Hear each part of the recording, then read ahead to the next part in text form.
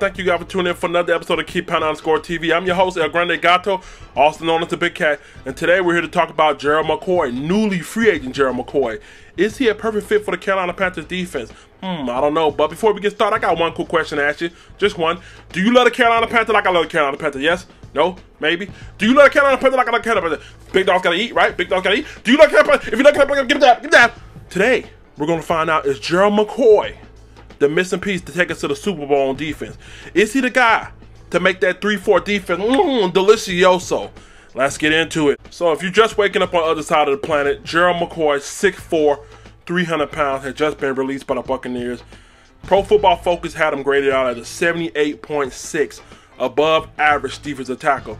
Now, to put that in perspective, the best, and I mean the best defensive tackle in the NFC South came out with an 83.6, which was KK. That's right. So imagine putting these guys together in a 4-3.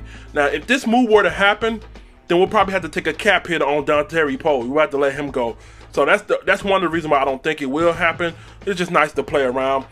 2018, he had 6 sacks, 28 tackles combined. 2017, he had 6 sacks, 41 tackles combined. 47, I'm sorry. 2016, 7 sacks, 34 tackles combined. In 2015, my man had 8.5 sacks with 34 tackles. Since 2015, he has not had a season with less than 6 sacks. So there's value there. He's 31 years old, so I can understand why the Buccaneers got rid of him. VDVT, the guy they brought in from Washington, I'm pretty sure they want to give him a bigger role, so I understand that. But this guy still has some value left in him. If you look at the top of the screen right here, against the Miami Dolphins, he's in the tackle position. The guard leans in. He wants to try to match strength for strength with Gerald McCoy, which I don't recommend, okay? Read the fine print. I don't recommend it. If you're going to block this guy, you better bring in double team or you better use sound technique.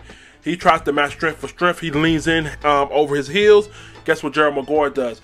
Goes right by his ass. He makes the play. My man is a bull in the china shop. You're not going to block him. Sloppy technique. And you're going to struggle one-on-one. Even struggle with a double team because that's how good he is. The second play right here against one of my favorite teams I love to hate, the Atlanta Falcons, same thing. You can't out-muscle him. They try to do the same thing. Guess what happens? He out-pulls and bulls his ass straight to his quarterback.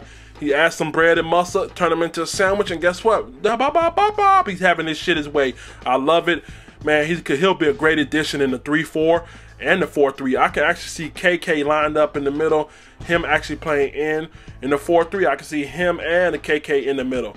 So, man, this will be a blessing to have. I don't think it will happen, like I said. Too many implications of other things that had to happen. But we can dream, right? On this clip right here, you're going to see his power. Power! Power! Wonder-working power. My man stunts into the center, shows that power, and ooh, knocks the fucking sonic rings out his ass. This is what he can do to you, man. He can make you look real silly. This is a grown-ass man going against another grown-ass man, and he couldn't stop him.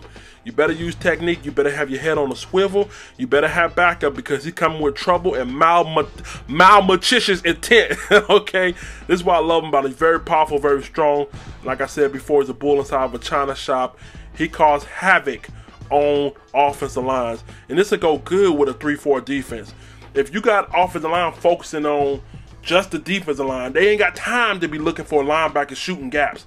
Because you got a 6'4", 300-pound guy here that commands respect when he walks in the room.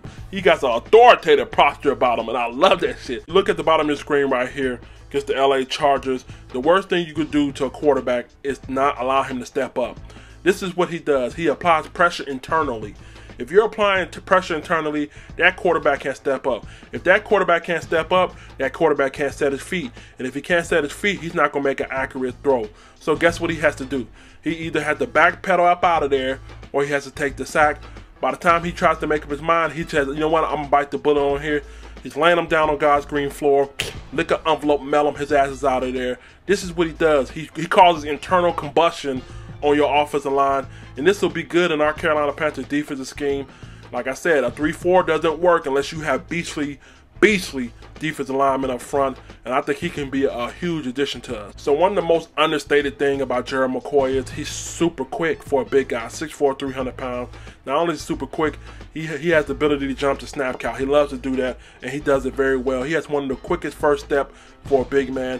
And if you see against Seattle right here, he jumps to snap counts. Once that guy gets started, you're not gonna stop him. I mean, you're gonna have to trip his ass at this point.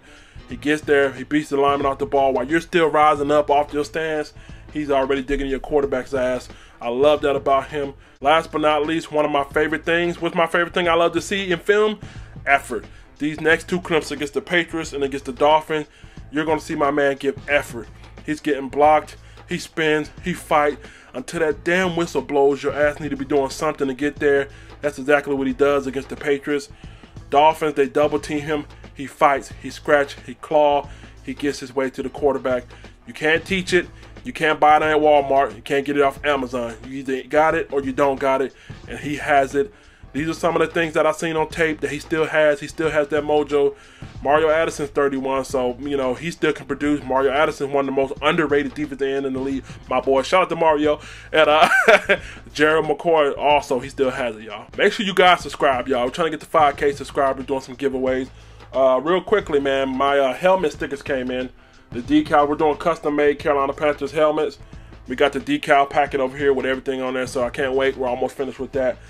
Get in the comment section. Do you believe Gerald McCoy would be a great fit for us, 3-4-4-3? And like I said, this is highly unlikely, guys, but I had to do this topic. A lot of people been asking me on Instagram and Facebook, yada, yada, yada. So get in the comment section. What do you like about him? Do you think he'll be here? Do you think we'll get him? And if we do get him, how would that make us look on defense? I'm your host, Grande Gato. Let the church say, die!